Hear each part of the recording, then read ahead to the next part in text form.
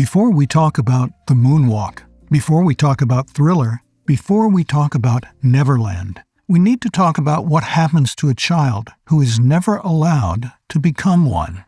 Michael Jackson was 5 years old when his father Joe put him on stage. Joe Jackson was a steelworker with a leather strap and a calculating eye. He saw in his sons, and most acutely in Michael, something he could monetize.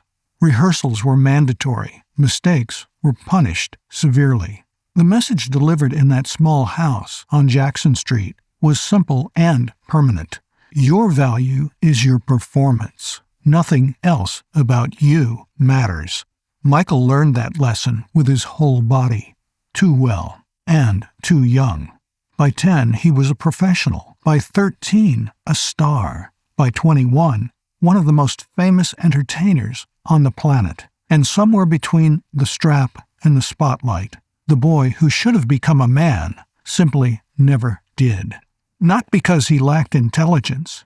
He had a savant's grasp of music, rhythm, movement. However, he'd been pulled from school at 10, tutored sporadically on the road, handed everything except an actual childhood, and the tools to navigate the world as an adult.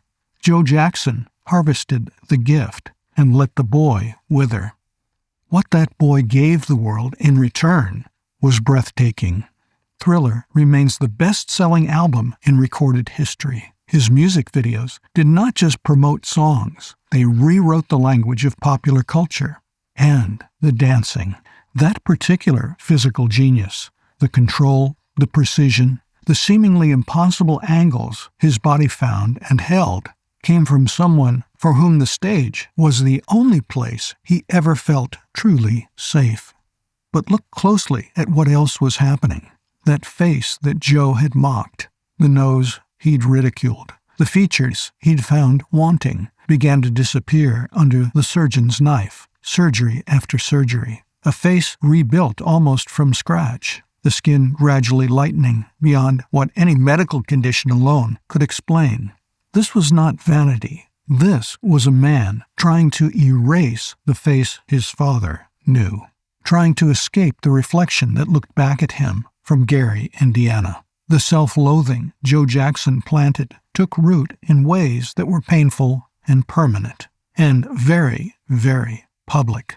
And then came Neverland. He built a private kingdom in the Santa Barbara Hills and named it after the place where children never grow up. He wasn't being poetic.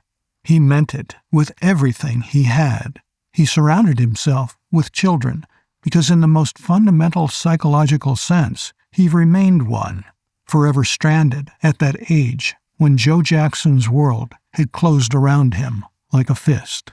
Whether that arrested development crossed into something criminal remains legally unresolved. He was acquitted at trial in 2005, but the pattern, the access, the isolation, the settlements paid quietly in the dark, cast a shadow that has never lifted and almost certainly never will. He died in 2009, 50 years old, $500 million in debt, unable to sleep without the anesthetic his doctor administered nightly until it killed him. One of the greatest entertainers the world had ever seen, alone in the dark, still running from a childhood that he had never really ended.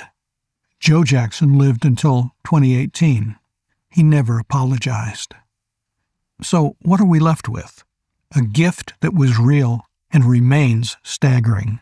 A childhood weaponized by the one person who should have protected it, and a trail of damage to himself and very possibly to others that no amount of genius can balance out. He never grew up. All these years later, we're still trying to figure out exactly what that means. Maybe that's the most honest thing we can say about Michael Jackson.